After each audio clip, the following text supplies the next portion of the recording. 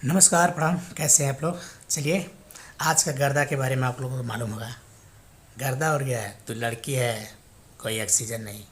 तो इस गीत को लिखे थे यादव राज जी ने और खुशबू तिवारी केटी और खेसारी जी ने गाए थे। हिंदी सॉन्ग है भैया, बहुत ब्लॉकबस्टर हुआ है। और मैं बता दूं आपको, 1 घंटा में 2,43,000 लोगों ने देख चुके हैं। और ये स्पीड रिकॉर्ड भोजपुरी से आज सुबह रिलीज हुआ है, वीडियो सॉन्ग है।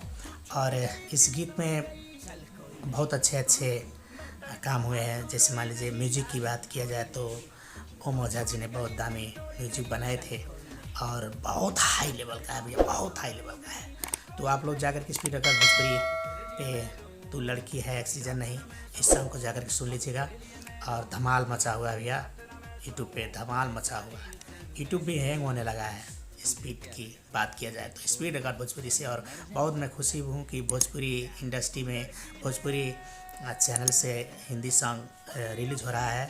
और बहुत खुशी की बात है जो हिम्मत किए थे। और इसमें वीडियो भी कमाल का बना हुआ है और खेसारी जी का लुक्स देखेंगे तो और मज़ा आ जाएगा।